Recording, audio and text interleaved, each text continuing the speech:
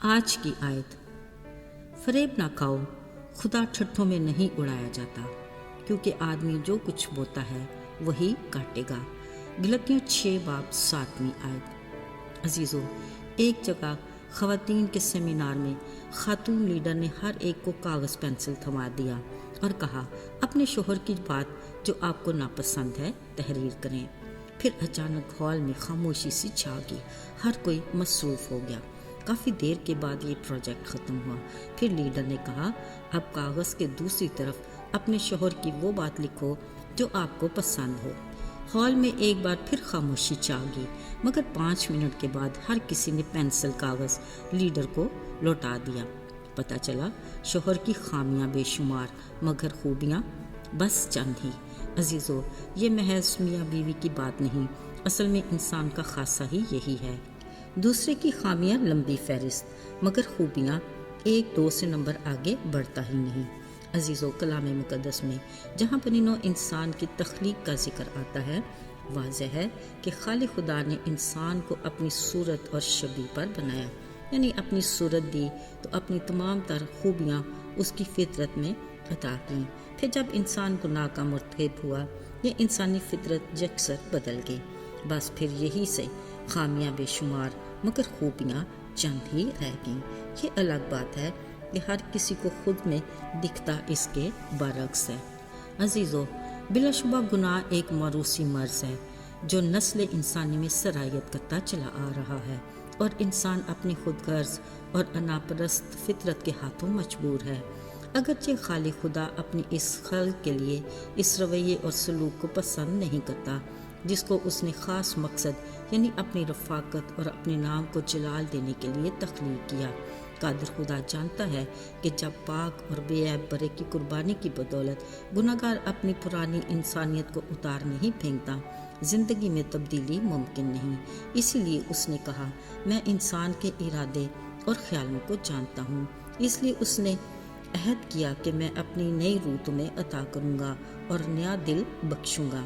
عزیزو، اسی لیے اس نے اپنے ٹھہرائے وقت پر اپنے اکلوتے بیٹے کو دنیا میں بھیجا۔ اپنی زمینی زندگی کے دوران بھی وہ اپنے ساتھ جڑی لوگوں کی بڑی بھیڑ میں سے ہر ایک کے بارے میں جانتے تھے۔ جب بھی سبت کے دن کسی کو شفا دیتے، مخالف سامنے آ جاتے اور اعتراض کرتے۔ پھر جہاں بیمار کو شفا دیتے وقت کہا جا تیرے گناہ معاف ہوئے، پھر بھیڑ میں سے نکل کر الزام لگاتے یہ کون ہے جو گناہ معاف کرتا ہے؟ جب ہیکل میں کھڑے ہو کر صاحب اختیار کی طرح تعلیم دیتے تو ناپسندیدگی کا اظہار کرتے، اگرچہ یسوع نے کچھ بھی اپنے اختیار سے تجاوز ہو کر نہیں کیا تھا۔ یسوع جانتا تھا کہ اس کے نجات کے اس بڑے مشن میں ابلیس ہر قدم پر اسے گرانے اور آزمانے کی ہر ممکن تدبیر کر رہا ہے، مگر اب تک وہ مکمل ناکام تھا۔ اب تو یسوع اپنے صلیبی سفر کے اس مرحلے میں تھا کہ کھوپڑی کی جگہ کچھ ہی قدم دور تھی۔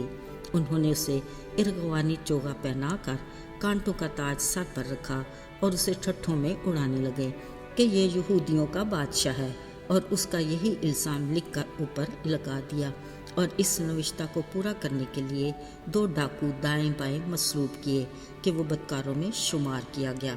بات صرف یہاں تک نہیں تھی، بلکہ اب تو یسوع کی اس حالت میں راہ چلنے والے سر ہلا ہلا کر لان تان کرتے اور کہتے مقدس کو ڈھانے والے، 3 دن میں بنانے والے، صلیب پر سے اتر کر اپنے تائیں بچا۔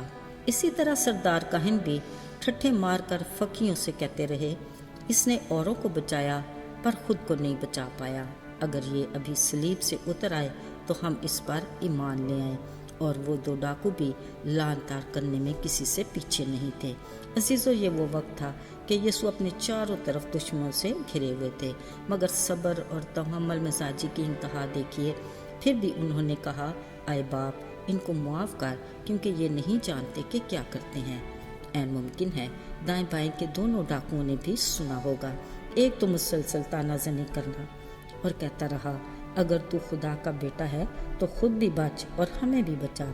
اصل میں یہ ابلیس کے وہ وار تھے جو مسلسل برستے رہے، مگر یسوع اگرچہ جسم میں کمزور مگر روح میں مضبوط تھے۔ اب وہ ان دونوں ڈاکوؤں کی آپس میں بات چیت کو سننے لگے۔ ایک بولا چپ رہ، ہم تو اپنے کیے کی سزا پا رہے ہیں، مگر یہ بے گناہ ہے، اس نے کوئی جرم نہیں کیا۔ مطلب اس نے یسوع کے بے قصور ہونے کی گواہی دی اور خود کے گناہ گار ہونے کا اقرار بھی کیا۔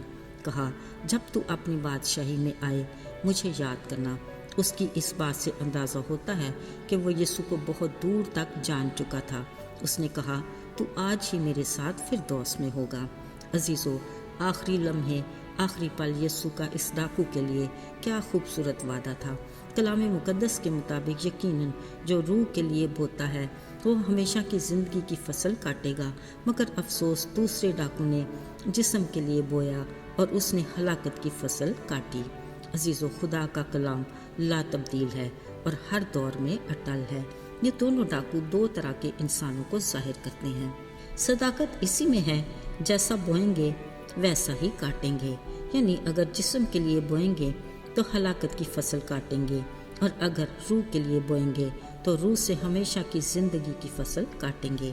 فیصلہ ہمارا اپنا ہے۔ آئیے دعا کریں۔ اے ہمارے آسمانی باپ، تیرے فضل اور رحم کے لیے ہم تیرے شکر گزار ہیں۔